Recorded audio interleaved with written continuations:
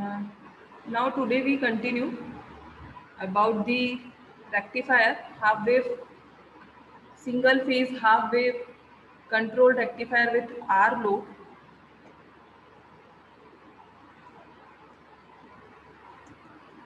In previous lecture we have already discussed about it working and its waveform, but in shortly again I will explain.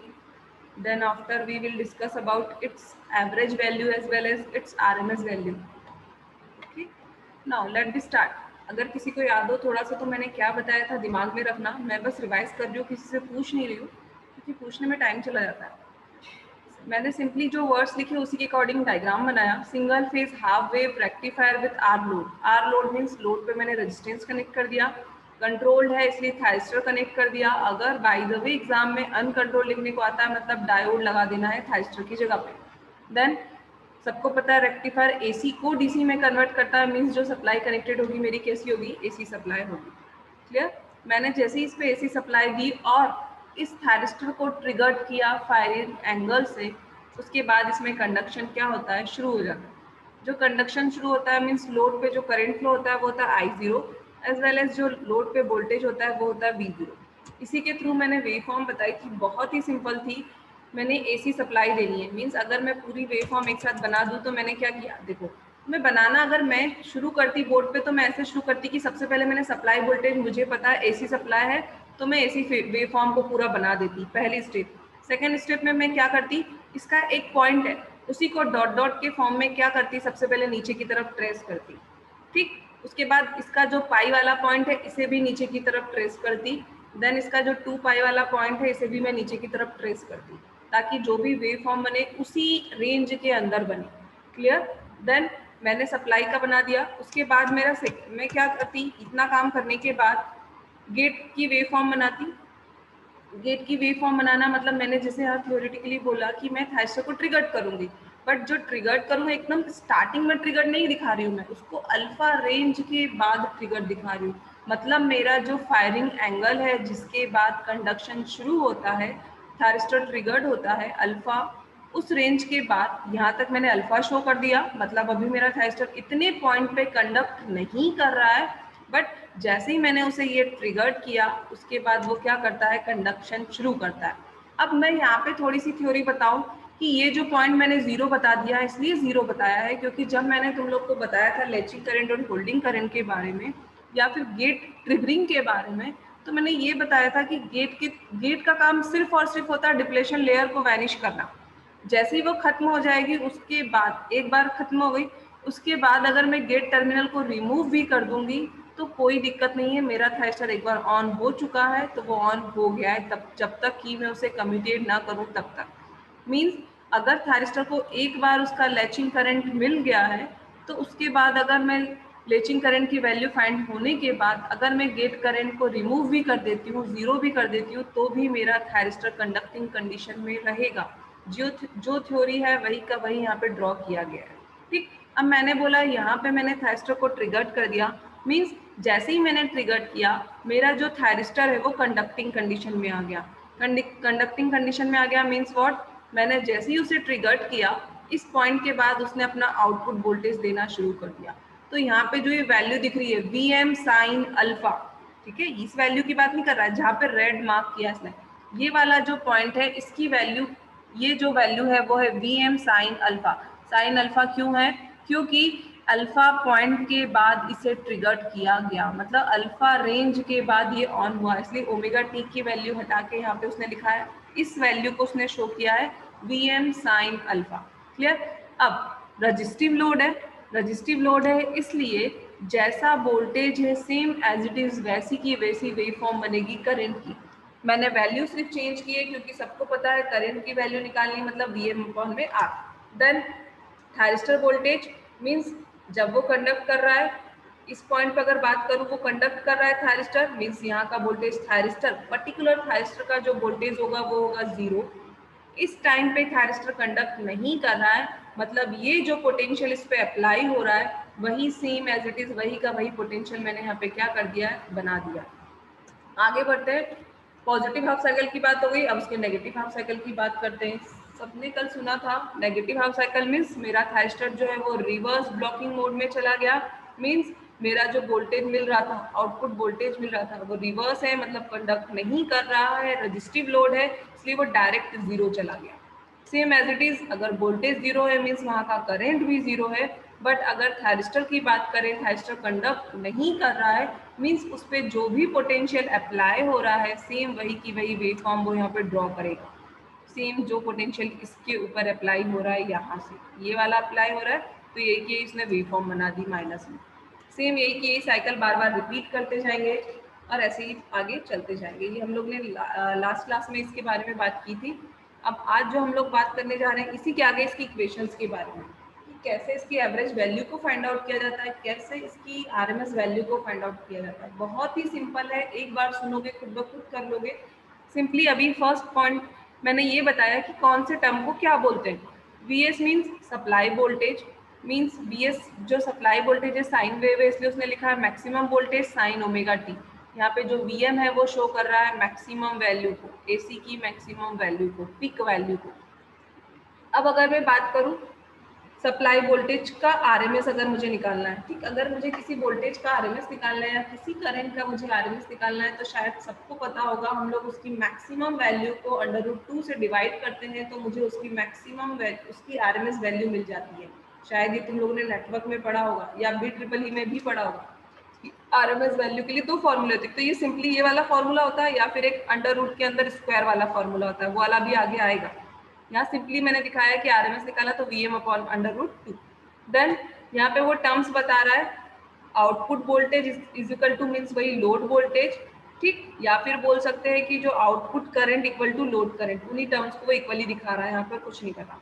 अब जैसे मैंने यहाँ पे wave form में तुम लोग को दिखाया था कि at omega t is equal to alpha पे हम लोगों ने थायरिस्टर को ट्रिगर किया, यहाँ पे ट्रिगर किया तो वो थायरिस्टर पाई तक ट्रिगर्ड रहा, मतलब पाई तक वो ऑन रहा। Omega t equal to alpha पे ऑन हुआ और पाई तक उसने अपने आप को क्या रखा, ऑन रखा। तो उसी चीज को वो यहाँ पे थ्योरेटिकली लिख दे रहा है कि when the thyristor is triggered at omega t is equal to alpha, तो उस टाइम पे वो बोल रहा है कि जो आउटपुट वोल्टेज है, या बोल दो आउटपुट वोल्टेज है, या फिर बोल सकते हो जो लोड करंट है, वो इक्वल होता है किसके, Vm साइन ओमेगा टी के। कहाँ से कहाँ तक, अल्फा से लेके पाई तक। सेम एज इट इज, अगर लोड वोल्टेज मिल गया है तो लोड करंट अगर तुम्हें निकालना है तो तुम लोग क्या लिख सकते हो, करंट निकालने के लिए सबको पता है V/R, तो उसी चीज को उसने लिख दिया आउटपुट वोल्टेज अपॉन में R, तो मुझे लोड का क्या मिल जाएगा, करंट मिल जाएगा। किस रेंज तक, अल्फा से लेके पाई तक। अब मेन डेरिवेशन शुरू होता है यहाँ से, मुझे निकालना है इसकी एवरेज वैल्यू।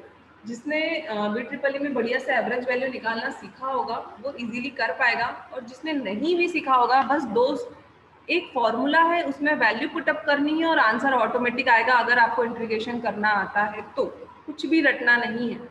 एवरेज वैल्यू निकालनी है तो मैंने क्या किया, आउटपुट वोल्टेज मीन्स वही आउटपुट में हमें क्या मिल रहा है, DC मिल रहा है, तो उसने उसी चीज को लिख दिया DC वोल्टेज, ठीक। और एवरेज वैल्यू के लिए जो फॉर्मूला होता है 1/2 पाई अल्फा से लेके पाई V0 d ओमेगा टी। अब उसने यहाँ पे अल्फा से पाई इसलिए दिखाया है क्योंकि जो मेरा कंडक्शन हो रहा है वो अल्फा से लेके पाई तक हो रहा है, इसलिए उसने उसकी जो लिमिट्स ली है वो ली है अल्फा से लेके पाई। अब मैंने शुरुआत में ही बताया, इसके पहले वाली स्लाइड्स में ही बताया कि V0 की वैल्यू क्या है, V0 की वैल्यू है Vm साइन ओमेगा टी। तो इसी वैल्यू को उठा के उसने क्या किया, इस फॉर्मूले में पुटअप कर दिया, V0 की वैल्यू को रख दिया Vm sine omega T D omega T, ठीक। देन उसके बाद इसने सिंपली इंटीग्रेशन, जब तक खुद का पेन नहीं चलाओगे, खुद की कॉपी में खुद से नहीं करोगे, मैम कुछ भी बोलेगी समझ में नहीं आएगा। अगर खुद होशियार हो, खुद करोगे, खुद ब खुद कर लोगे। Vm को मैंने बाहर निकाल लिया, देन उसके बाद ये वाली स्टेप में अगर तुम लोग देखोगे तो Vm को बाहर निकाल लिया, इस sine omega T D omega t को उसने इंटीग्रेट कर दिया। अगर उसने उसको इंटीग्रेट किया तो सबको पता है साइन का इंटीग्रेशन क्या होता है, माइनस कॉस ओमेगा टी। ये स्टेप आने के बाद उसने क्या किया, यहाँ पे इस लिमिट्स को क्या कर दिया, पुटअप कर दिया। इस लिमिट को अगर उसने पुटअप किया तो सबको पता है कॉस पाई की वैल्यू क्या होती है, -1। इस -1 की वैल्यू को उसने इसकी वैल्यू पे पुटअप कर दिया, तो मेरा आंसर आ गया 1 plus cos alpha. Means what, अगर मैं न्यूमेरिकल देती हूँ, इसके बाद मैं न्यूमेरिकल कराऊंगी, अगर मैं न्यूमेरिकल देती हूँ या इन फ्यूचर कभी न्यूमेरिकल आता है और तुमसे बोलता है सिंगल फेज रजिस्टिव लोड के लिए उसकी एवरेज वैल्यू निकालो, ठीक, तो उसकी एवरेज वैल्यू का फॉर्मूला तुम्हें पता होना चाहिए। क्या होता है?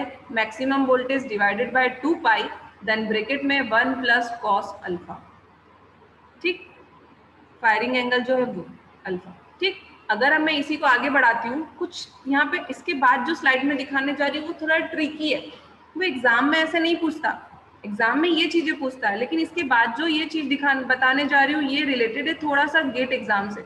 अगर तुम कभी कोई गेट एग्जाम देते हो और वहां पे उसने सीधे क्वेश्चन डाल दिया तुम्हारे ऊपर कर दिया कि अगर मैं अल्फा की वैल्यू 0 रखता हूँ, ठीक है, अगर मैं, या फिर उसने पूछ लिया कि मुझे रजिस्टिव लोड के लिए मैक्सिमम एवरेज वैल्यू कब मिलेगी, maximum DC volt output voltage कब मिलेगा, तो तुम वहां पे बता सकते हो कि अगर मैं अल्फा की वैल्यू को 0 रखता हूँ, ठीक, अगर मैं अल्फा की वैल्यू को 0 रखता हूँ तो मुझे जो आउटपुट है मैक्सिमम आउटपुट क्या होगा, मिलेगा। इस उसके बाद एक और इसमें थोड़ा सा ट्रिकी है, क्या, अगर मैं ट्रिगर एंगल को, अगर मैं फायरिंग एंगल को वेरी करता हूँ, मींस अगर ये जो वैल्यू दिख रही है कॉस अल्फा की वैल्यू, ये जो दिख रहा है कॉस अल्फा, मींस अगर मैं इस अल्फा की वैल्यू को वेरी करूंगी तो इसके वेरी करने के साथ साथ जो मेरा एवरेज वैल्यू है या मेरा जो डीसी आउटपुट वोल्टेज है वो भी क्या करेगा, वेरी करेगा।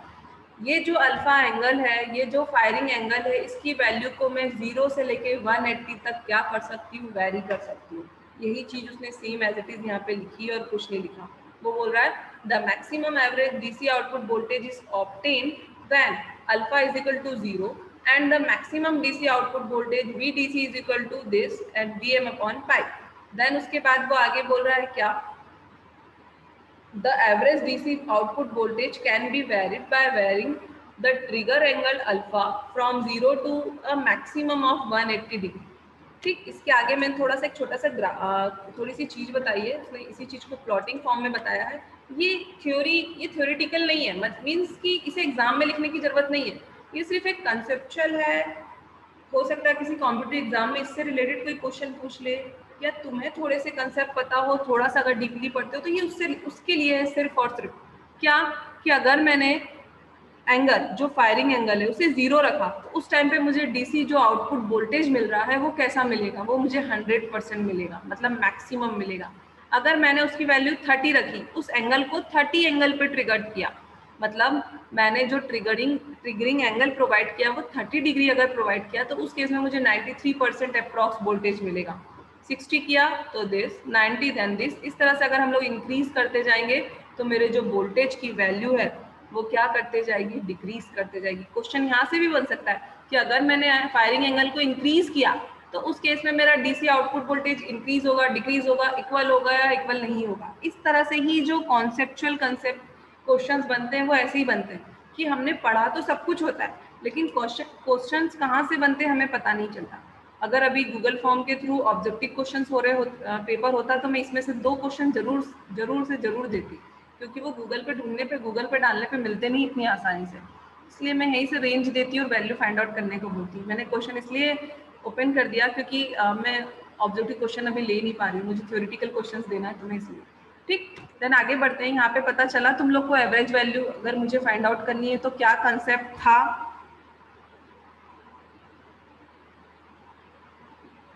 कुछ पता चला? साक्षी, गौतम, रोहित, जय, प्रिया, मैंने क्या किया कुछ पता चला? विशाल तुम ऐड हुए बेटा? मैंने तो देखा ही नहीं था तुमको, तुम कब ऐड हुए? मैंने कुछ नहीं किया, सिंपली देखो यहाँ पे एक फॉर्मूला पुटअप किया, ये, उसके बाद यहाँ पे इसकी वैल्यू को रख दिया उसे, और यहाँ पे मैंने पाई से, अल्फा से पाई लिमिट्स क्यों ली, क्योंकि उस रेंज में वो ट्रिगर्ड हुआ है, काम कर रहा है। देन उसके बाद मैंने उसे कुछ नहीं किया, इंटीग्रेट किया, लिमिट्स को पुटअप किया और सिंपली एक फॉर्मूला जनरेट किया एवरेज वैल्यू के लिए। मतलब मैं न्यूमेरिकल दूंगी तो तुम्हें इस फॉर्मूले का यूज करना है। फिर यहाँ एक छोटा सा कंसेप्ट मैंने ये बता दिया सिर्फ कि अगर मैं अल्फा की वैल्यू 0 रखूंगी तो ऑब्वियसली बात है मुझे जो वोल्टेज मिलेगा वो मैक्सिमम मिलेगा। मींस जैसे जैसे मैं अगर एंगल्स की वैल्यू को इंक्रीज करते चले जाऊंगी, एंगल अगर ज्यादा इंक्रीज करेगा तो उस केस में मेरा जो डीसी वोल्टेज है, आउटपुट वोल्टेज है, वो डिक्रीज करता चला जाएगा। छोटा सा कंसेप्ट था। अब इसी की आरएमएस वैल्यू देखते हैं हम लोग। क्या इसी की आरएमएस वैल्यू, आई थिंक ये वाला फॉर्मूले से सब लोग ऑलरेडी सभी लोग ये वाला फॉर्मूला जानते ही होंगे कि आरएमएस वैल्यू निकालने के लिए एक तो सिंपल फॉर्मूला, अगर मुझे निकालना है तो हम लोग क्या करते हैं, maximum value then divided by √2 कर देते हैं। या फिर एक ये फॉर्मूला तुम लोगों ने देखा होगा आरएमएस वैल्यू के लिए कि 1/2 पाई अल्फा से पाई देन जो वैल्यू अंदर होती है उसका स्क्वायर देन √, ठीक। तो उसी फॉर्मूले का यूज करके इसने इसकी आरएमएस वैल्यू को निकाला है। इसने यहाँ पे भी वही अल्फा से पाई लिया है। अगर जब यहीं पे कंसेप्ट क्लियर करती हूँ, जब हम लोग फुल वेव पढ़ेंगे ना तो फुल वेव में मेरा कंडक्शन पूरा चलेगा, तो उस केस में मैं जो वैल्यू निकालूंगा वो निकालूंगी मैं कहाँ से लेके, अल्फा से लेके 2 पाई तक। अगर ये कंसेप्ट क्लियर होंगे ना तो चीजें तुम लोग को रटनी नहीं पड़ेगी। अगर यहाँ पे ऐसा हो रहा है तो दिमाग अगर चलाओगे तो फुल वेव में ऑब्वियसली बात है उसकी आरएमएस वैल्यू और एवरेज वैल्यू ऐसे निकलेगी। तुम्हारे टॉपिक ऑटोमेटिक खुद ब खुद तैयार हो जाएंगे, जो चीजों को रटता नहीं है, जो चीजों को समझता है उनके लिए। तो यहाँ पे उसने आरएमएस वैल्यू निकालने के लिए क्या किया, output voltage then is equal to 1/2 pi then 0 से पाई वीएम स्क्वायर साइन, ये जो फॉर्मूला मेन फॉर्मूला होता है वो, ठीक। मतलब मैं इसी को आगे बढ़ाती हूँ, यहाँ पे 1/2 स्क्वायर मतलब हाफ लगाना वो भूल गया, मतलब ये रूट के अंदर ये चीजें जो आएंगी वो रूट के अंदर आएगी। तो वो इसी चीज को बोल रहा है, देखो V0 स्क्वायर, तो V0 की वैल्यू मैंने मतलब आउटपुट वोल्टेज की वैल्यू मैंने बताई थी VM साइन ओमेगा टी थी, स्क्वायर था तो उसने यहाँ पे स्क्वायर लगा दिया, देन वही की वही चीज।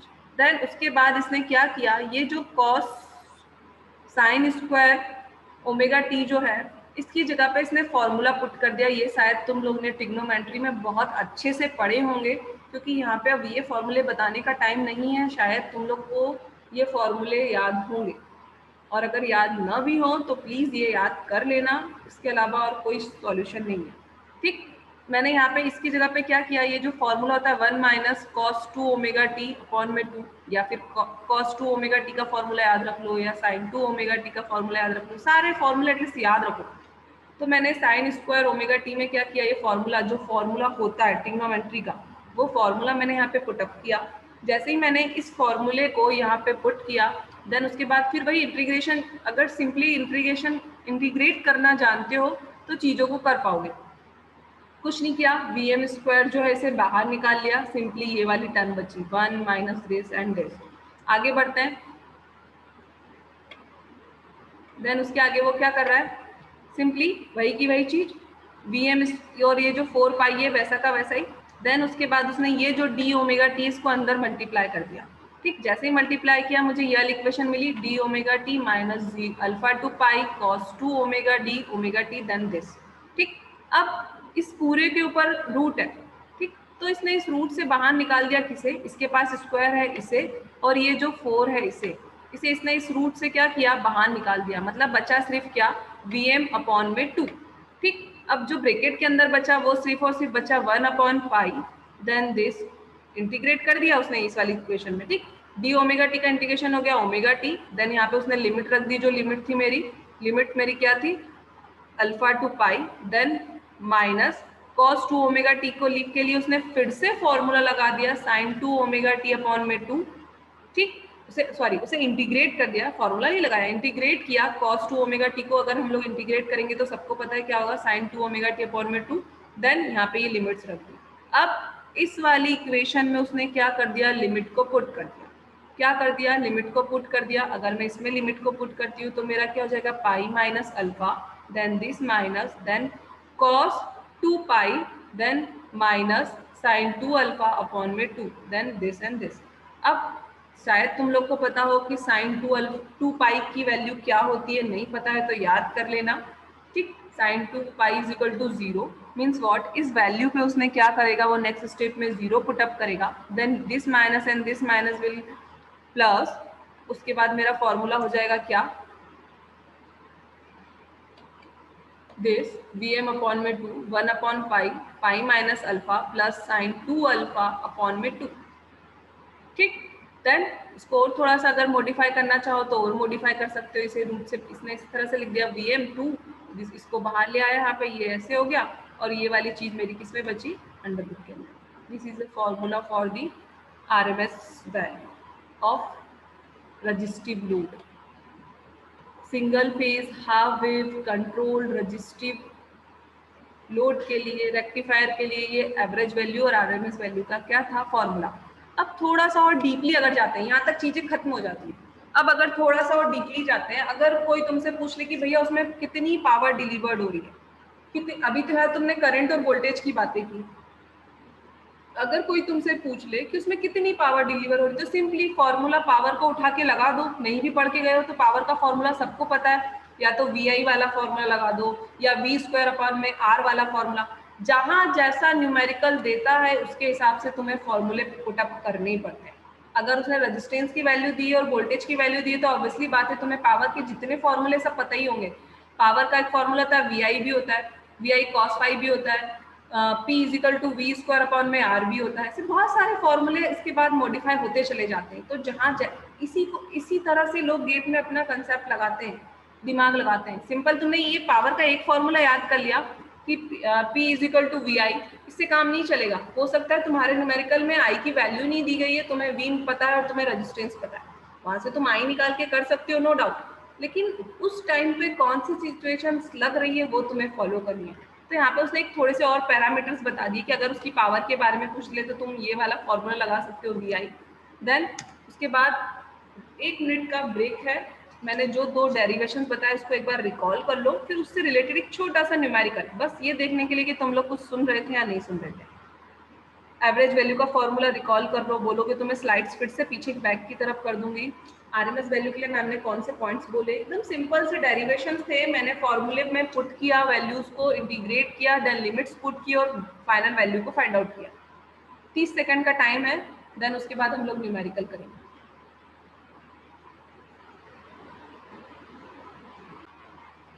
Yes ma'am. आज मन में लग रहा है कि सुबह से थोड़ा सा कुछ ज्यादा पढ़ लिया है क्या तुम लोगों ने? सुबह से ज्यादा क्लास ही नहीं हुआ है, ऐसा बोलिए। मतलब कोई मतलब अच्छा सा एक एप्टीट्यूड का हुआ है और एक PNP का था। तुम कहाँ चुपचाप हो? साक्षी, रोहित, विशाल तो कुछ बोल भी रहा है, then Mansi, Ajit, roll number 28, हाँ मैम, यस मैम, 31, कॉल कर लिया। 32, roll number 6, Priya, then 43, ma'am Jay, 49, चलो कोई नहीं, सब लोग यही हैं, okay, it's okay, fine. Let be start. It's related numerical. I think तुम लोग को थोड़ा डेरिवेशन पता चला होगा कि क्या हो रहा है। मैं मतलब बहुत कोशिश तो करती हूँ तुम लोग को समझाने की, समझ में आता नहीं आता है वो बात की बात है। ठीक है, एक न्यूमेरिकल मैंने यहाँ लिखा है, सिंपली लिखा है, मैंने कुछ नहीं किया, मैंने लिखा है एकदम सबसे बेसिक वाला न्यूमेरिकल दिया कि अ single phase half wave rectifier has a purely resistive load of R and the delay angle is alpha equal to pi/2. Determine DC voltage, DC current, RMS value and RMS current. क्या तुम लोग निकाल सकते हो? फटाफट बोलो, हमारे पास सिर्फ 7 मिनट का टाइम बचा हुआ है। यस और नो, सिंपल वर्ड मैंने बोला, यस या नो। चलो कोई नो तो बोला, कोई और? Yes ma'am. Yes yes Rohit, yes ma'am. चलो जो कर पा रहा है वो करने की कोशिश करे, जो नहीं कर पा रहा है वो मेरे साथ देखे। मैंने क्या बोला question, a single phase half wave rectifier has this resistive load, delay angle alpha is equal to pi/2, determine this and this. Means what, उसने यहाँ पे अल्फा की वैल्यू तुम्हें दे दी है और कुछ भी नहीं करना है, तुम्हें सिर्फ सिंपल पता होना चाहिए कि VDC का फॉर्मूला क्या होता है। ठीक, VDC मतलब मैंने जो एवरेज वैल्यू निकाली थी उसका फॉर्मूला क्या होता है, क्या किसी को याद है क्या था फॉर्मूला? यहाँ पे मैंने एक न्यूमेरिकल एक डेरिवेशन बताया था, यहाँ पे एक मैंने मार्क भी किया था, इंपॉर्टेंट फॉर्मूला। ठीक, ये एवरेज वैल्यू का फॉर्मूला था VDC का, क्या था?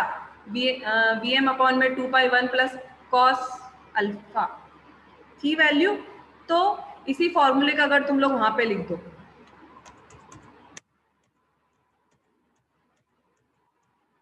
ये मैंने यहाँ पे सॉल्व किया है चीज़ों को, उन्हीं चीज़ों को मैंने उस वाली स्लाइड में नहीं किया था क्योंकि मैं चाहती थी कि थोड़ा तुम लोग करो, लेकिन टाइम कम है तो मैं ही बता देती हूँ।